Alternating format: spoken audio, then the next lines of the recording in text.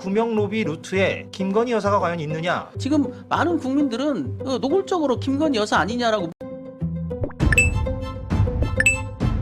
뉴스공장의 새로운 프로그램 내 그럴 줄 알았다 대박입니다. 오늘 박정훈 대령의 변호사와 김종대 전 의원의 발언이 전부 큰 화제가 되었습니다. 관련해 이 사건의 핵심이라 볼 수 있는 영상 보시고 이어가 보겠습니다. 구명 로비 루트에 김건희 여사가 과연 있느냐? 이건 뭐 대중적인 관심사이기 때문에 제가 묻는 겁니다. 거기에 대한 답변보다는 그 무렵에 대통령 장모가 구속됐거든요. 그러니까 뭐 여사님한테 많이 미안했겠죠. 그 시절에 대통령은.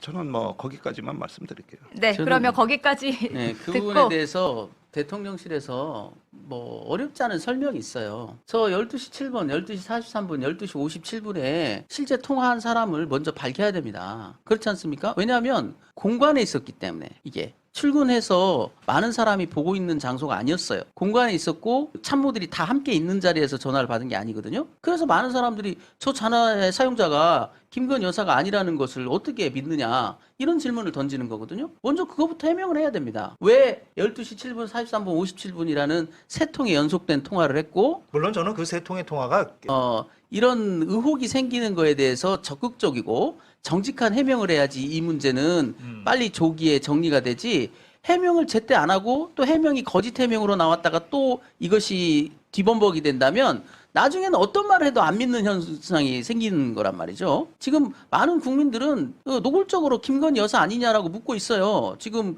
방송에서 말을 다 못하는 것 뿐이지. 네, 공감합니다. 이렇게 사태가 심각해지니 저들이 짱구를 굴리기 시작했습니다. 강승규 전 수석이, 아니 이제 의원이죠, 이런 발언을 했습니다. 누군가가 윤석열의 개인 폰 통화 기록을 들여다본다, 이렇게 한번 가정을 한번 해봅시다. 그럼 이게 뭘 뜻하는 거겠습니까? 대통령의 행적 상당 부분을 들여다본다는 얘기가 돼버립니다. 이건 윤석열 개인의 문제를 넘어서는 겁니다. 국정 최고 책임자의 행적 상당 부분이 노출되고 꼭 그만큼 국가 행정 시스템과 과정이 노출된다는 얘기가 됩니다. 이게 말이 됩니까? 아니, 개인 폰을 사용해서 지금 나오는 현상이잖아요. 요 며칠 보도되는 통화 기록은 공수처나 재판부가 확보한 겁니다. 따라서 어느 정도는 관리가 된다고 치십시다. 하지만 보안 사고에 의해서 윤석열 개인 폰 통화 기록이 넘어가서는 안 되는 국가나 집단에 이게 넘어간다고 한번 가정을 해봅시다.